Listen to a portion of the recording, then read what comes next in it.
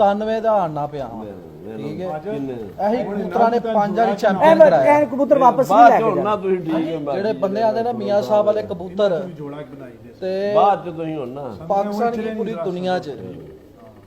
मैं on year बात कर रहा हूँ पाकिस्तान गया पूरी दुनिया में मियाँ साहब के कबूतरों से ऊपर दुनिया में कबूतर नहीं है अल्हम्दुलिल्लाह। देखिए जी बात होती है पाकिस्तान जीतने ठीक है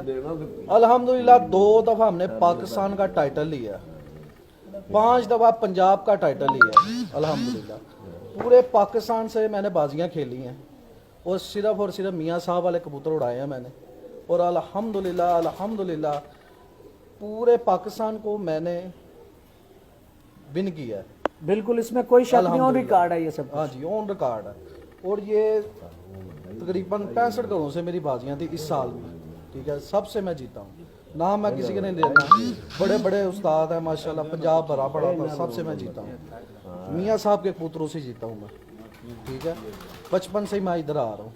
बचपन से ही कबूतर मैंने लिए हैं। ये मियाँ साहब बैठे हुए हैं इनसे पूछें कि जिस तरह कबूतर मैं लेके जाता हूँ मियाँ नज़ीर साहब से ले गया हूँ या मियाँ अफ्तार साहब से ले गया हूँ वो इस तरह कबूतर किसी को देते हैं नहीं ये ऑन ईयर पूछ ले आप नहीं सवाल ही हाँ जी मियाँ साहब जरा बताइएगा। सवाल ही पैदा और मियाँ साहब मियाँ साहब एक चीज बता दे कब से ये आ रहे हैं भट्ट साहब आपके पास और किस तरह लेके ਜਦੋਂ ਦੱਸੇ ਨਾ ਐਵੇਂ ਹੀ ਗੱਲ 2 ਨੰਬਰ ਤੇ ਗੱਲ ਸਾਨੂੰ ਆਉਂਦੀ ਨਹੀਂ ਹੈਗੀ ਜੀ ਨਾ ਸਾਡੀ ਸਾਰੀ ਪਾਰਟੀ ਨਹੀਂ ਬੋਲਦੀ 2 ਨੰਬਰ ਗੱਲ ਹੈ बिल्कुल ਅੱਲਾ ਦੇ ਗੁਣ ਨਾਲ ਪ੍ਰੈਕਟੀਕਲ ਵੱਡਿਆਂ ਉਸਤਾਦ ਹੁਣਾਂ ਦੇ ਸਾਨੂੰ ਤਰਬੀਅਤ ਦੇ बिल्कुल ਅੱਲਾ ਜਨਤਾ ਕਰਦੇ ਹਾਫਿਜ਼ ਨਈਮ ਸਾਹਿਬ ਨੂੰ ਤੇ ਮੀਆਂ ਨਜ਼ੀਰ ਸਾਹਿਬ ਨੂੰ ਮਿਲ और सारे ਤੁਹਾਡੇ ਵਾਲੇ ਕਬੂਤਰਾਂ ਦੇ ਭੱਟ ਸਾਹਿਬ ਸਿਆਣੇ ਵੀ ਬਹੁਤ ਨੇ ਮੈਂ ਉਹ ਇਹਨਾਂ ਨੂੰ ਜਾਣਦੇ ਸੀ ਅੱਲਾ ਜਨਤਾ ਦੇ ਘਰ ਦੇ ਮਿਲ ਗਏ अच्छा भट्ट साहब आजकल चलो बात आपने कर दी है तो कुछ वीडियो भी एक चल रही है जिसमें जी मैंने उस पर बात नहीं करनी मैंने जो बात कर दी है ना हाँ सब तो निचोड़ आई सबसे वो सबसे अच्छा बड़ी चले बात। ये बताएं आप 5 दफा जो है ना वो पंजाब चैंपियन जेठ पंजाब ये चैंपियन 5 दफा कौन से कबूतर आपके साथ चले हैं? मेरे साथ यही कबूतर चले हैं मियाँ साहब वाले गोल्डन मियाँ साहब के 2-3 तीन ही ब्लड लाइन है 3 ब्लड लाइन है गोल्डन डब वाले और ये सलारे तीन ही ने तू मैं जब भी इन अल्लाह तीनों मेरे पास अगर जब आप आए हैं हाँ ठीक जी, है, बिल्कुल मेरे पास ये 3 नस्लों के अलावा आपने कबूतर कोई देखे हैं? कबूतर नहीं था। कोई देखे हैं कबूतर आपने? नहीं बिल्कुल नहीं था।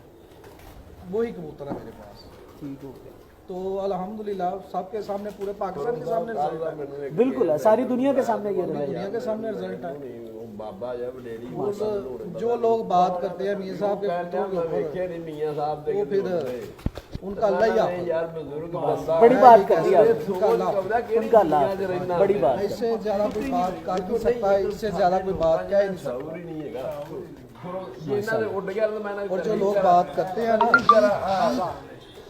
उनसे भी पूछ लेगा उनके साथ हमने हाल क्या किया हुआ ਨਹੀਂ ਭਾਵੇਂ ਦੁਸ਼ਮਣ ਵੀ ਹੋਵੇ उनका हमने क्या हाल किया हुआ है ਚੌਧਰੀ ਸਾਹਿਬ उनको भी ਗੱਲ पता ਕੀਤੀ चौधरी साहब ऑन ईयर बता रहा हूँ उनका भी हमने क्या हाल किया हुआ है बिल्कुल ऐसी चलो